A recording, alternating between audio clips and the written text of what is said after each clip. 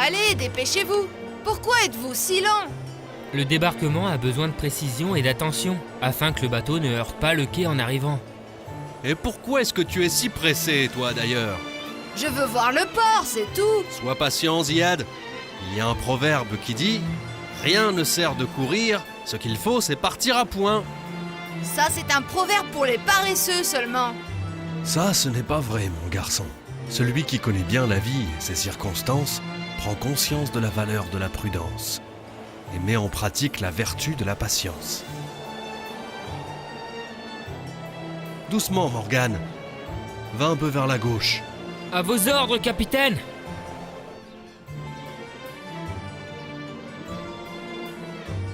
Nous avons enfin débarqué. Je serai le premier à descendre sur la terre ferme. Fais attention de ne pas tomber à l'eau.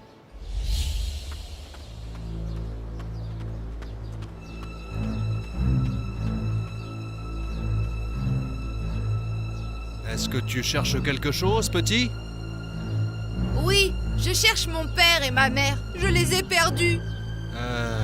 Je crois que ton père est un marin, non? Non, mes parents sont des bédouins. Ah ouais, je les ai rencontrés. Où ça? Dans un endroit proche du port. Allons-y. Je vais d'abord le dire au maître de la mer. J'ai peur qu'il s'en aille avant qu'on arrive. Viens, ce n'est pas très loin. D'accord, je viens avec vous. Dépêche-toi. J'ai entendu dire qu'ils avaient l'intention de voyager aujourd'hui. Je cours le plus vite possible. Ziad! Où vas-tu? Ziad!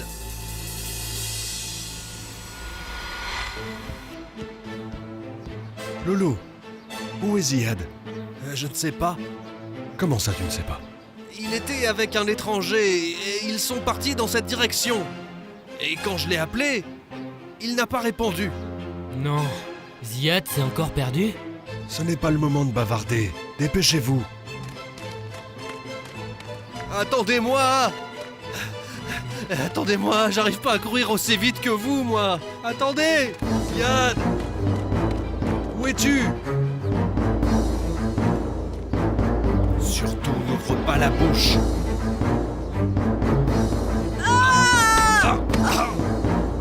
Laisse ce petit! Laisse-le, espèce de bandit! Laisse-le tranquille! Éloigne-toi de moi, espèce de homard! Viens par là, voleur d'enfants. Et maintenant, c'est à mon tour! Viens par ici, espèce de kidnappeur d'enfants! Allez, laisse-le, Loulou. Il a eu ce qu'il méritait. Pas avant d'avoir donné une bonne leçon à ce criminel! J'ai mal partout.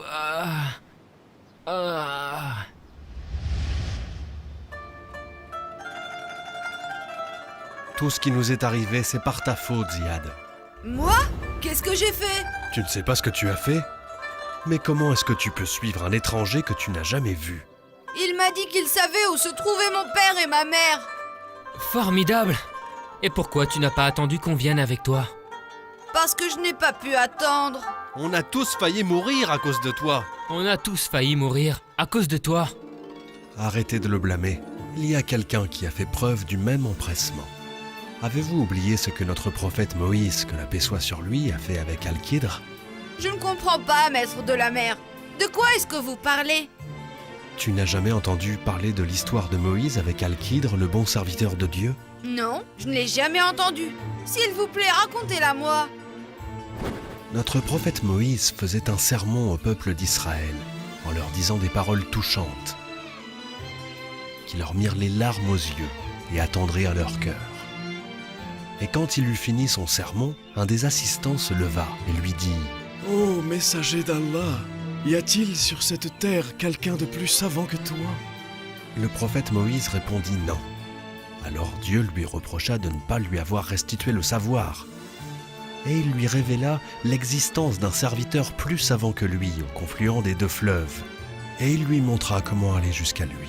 Dieu lui dit de prendre un poisson, de le griller et de le mettre dans un panier. Et quand il arriverait au confluent des deux fleuves, le poisson grillé sauterait dans l'eau et le guiderait vers Al-Kidr, le bon serviteur. Et qui est ce bon et savant serviteur? Eh bien, l'histoire nous apprend que son nom est Al-Qadr, prononcé Al-Qidr, et il était l'homme le plus savant durant cette période. Au nom d'Allah, le tout miséricordieux, le très miséricordieux. Moïse lui dit, « Puis-je te suivre pour que tu m'enseignes un peu de la sagesse à laquelle tu as été initié ?»« Tu n'aurais jamais assez de patience, répondit l'inconnu, pour rester en ma compagnie. Car comment pourrais-tu assister sans manifester ta curiosité à des choses dont tu ne saisiras pas le sens ?» Moïse lui répondit, « Tu trouveras, s'il plaît à Dieu, en moi un homme toujours patient, et je ne te désobéirai point. » « Eh bien, dit le personnage, si tu me suis, ne m'interroge sur rien et attends que je t'en parle le premier. Allah le majestueux a dit vrai.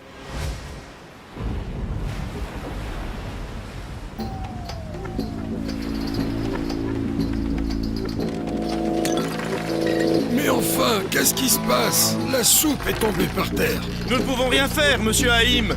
Ce sont les vagues. Une grosse tempête arrive. Mais je n'en ai rien à faire. Moi, tout ce qui m'intéresse, c'est avoir une nouvelle soupe. Moi aussi, j'en veux une. La tempête a déjà commencé. Il faut se protéger de l'eau. Viens m'aider, mon garçon. Je ne peux pas marcher tout seul. Bien sûr, monsieur Caïn. Qu'est-ce qu'on doit faire, Saker? Plie la voile et attendons que le vent se calme un peu.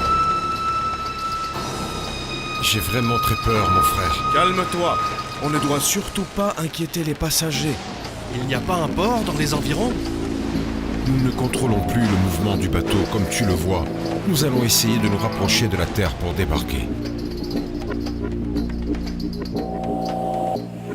Le bateau des pauvres marins s'est arrêté près de la terre ferme où marchait Al-Qidr, suivi par le noble prophète Moïse, que la paix soit sur lui, qui voulait apprendre de lui.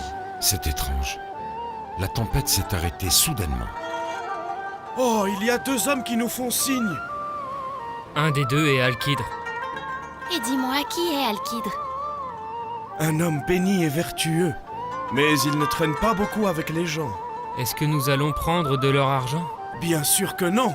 Il nous suffit d'être honorés par leur présence à bord de ce bateau.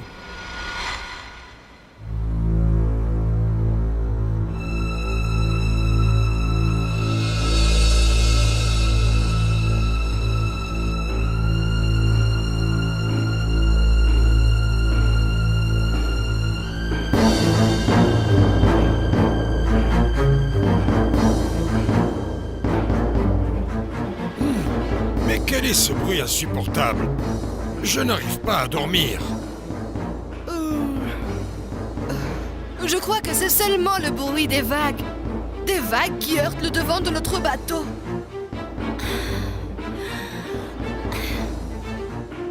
Bien sûr que non. C'est le son d'un marteau qui heurte le bois. Peut-être qu'il répare le mât? Regardez là-bas! Al-Qidr est en train d'enlever un plateau en bois. Est-ce que tu es bien sûr de ce que tu dis? Je l'ai vu de mes yeux. Vous n'avez qu'à aller vous en assurer vous-même. Je n'arrive pas à le croire. C'est comme ça que nous sommes bénis en plein milieu de la mer.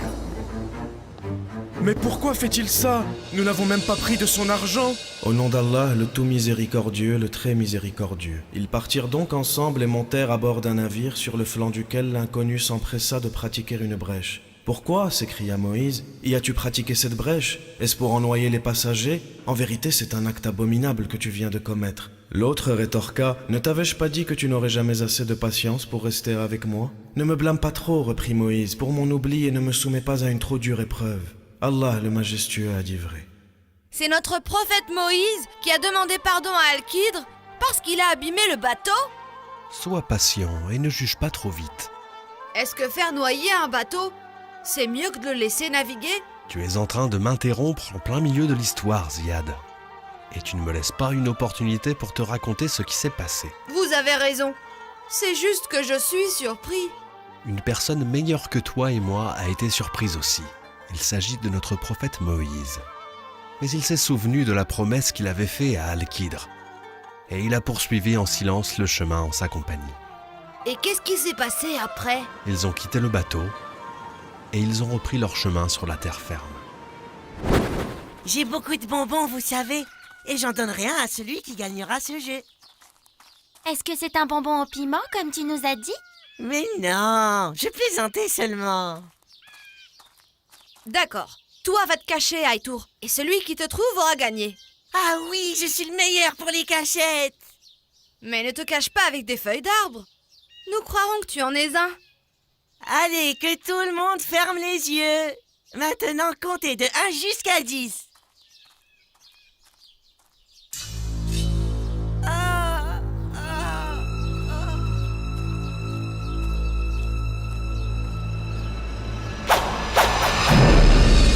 Aitour, réponds-moi. Au secours. Qu'est-ce qui s'est passé? Il s'est évanoui? Non, il est mort. Ma mère était comme ça aussi. Son sang est en train de couler. Qui l'a tué? Je ne sais pas. Qu'est-il arrivé à mon fils? Je ne sais pas. Je vous jure que je ne sais pas, monsieur.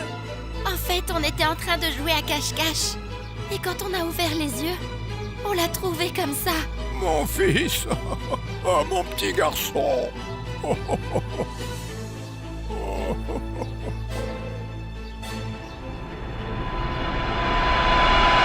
Au nom d'Allah, le tout miséricordieux, le très miséricordieux. Puis ils reprirent ensemble leur route et firent la rencontre d'un jeune homme que l'inconnu ne tarda pas à mettre à mort. Quoi? S'indigna Moïse. N'as-tu pas tué là un être innocent qui lui n'a tué personne? Ne viens-tu pas de commettre une chose affreuse? L'autre dit, ne t'avais-je pas averti que tu n'aurais pas assez de patience pour supporter ma compagnie? Moïse dit, si je te questionne encore sur quoi que ce soit, tu auras le droit de me priver de ta compagnie. Tu n'as été en vérité que trop patient avec moi. Allah le majestueux a dit vrai. Qui doit pardonner à qui? Notre prophète Moïse est celui qui doit demander pardon à Al-Qidr. Mais c'est Al-Qidr qui a tué cet enfant. Je suis d'accord avec Ziad. Il a tué une personne. Et pas n'importe laquelle. Un petit garçon qui n'avait rien fait de mal. C'est ce qui s'est passé, en effet. En tout cas, c'est ce qui est apparent. Mais il y a une sagesse cachée dans l'esprit de Al-Qidr. Quelle sagesse peut impliquer un meurtre? C'est ce que le noble prophète Moïse pensait lui aussi. Mais il s'est souvenu de sa promesse à Al-Qidr. Et il est revenu pour dire pardon et garder le silence pour la suite du voyage.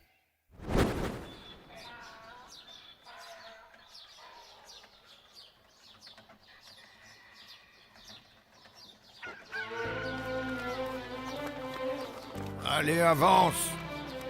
Je sais que tu as chaud et que tu as soif. Sache que j'ai encore plus chaud et soif que toi. Arrête de discuter avec l'âne Chalalil et parle plutôt de la marchandise. C'est exactement ce que je fais depuis des heures. Et personne ne nous achète rien. Tu n'es pas très bon pour vendre, toi. Il faut bien travailler pour mériter ton salaire. De quel salaire tu parles? Dans ce village, tout le monde est avare. Si notre village ne te plaît pas, alors quitte-le. Regarde ces deux hommes là-bas. Dirait des étrangers. Oui, et alors, qu'est-ce que ça peut faire? Tous les gens leur ferment les portes de leur maison. Et personne ne leur offre à manger. Offrir à manger gratuitement? Qu'est-ce qui te prend? Donnons-leur au moins un peu d'eau alors.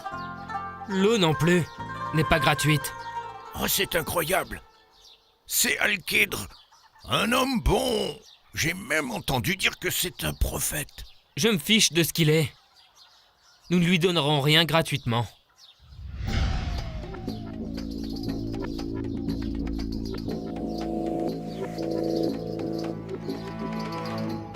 Chakroun, vite, réveille-toi. Regarde cet étranger, il répare le mur qui était brisé. Comment peut-il faire ça? Alors qu'hier, les gens du village ont refusé de lui donner à manger, lui et son ami. Oh, je ne sais pas. Mais ce qui compte, c'est qu'il ait réparé la maison. Au nom d'Allah, le tout miséricordieux, le très miséricordieux. Puis ils se remirent en route et arrivés près d'une cité, ils demandèrent l'hospitalité aux habitants qui la leur refusèrent. Après quoi, ils aperçurent un mur qui menaçait de s'écrouler.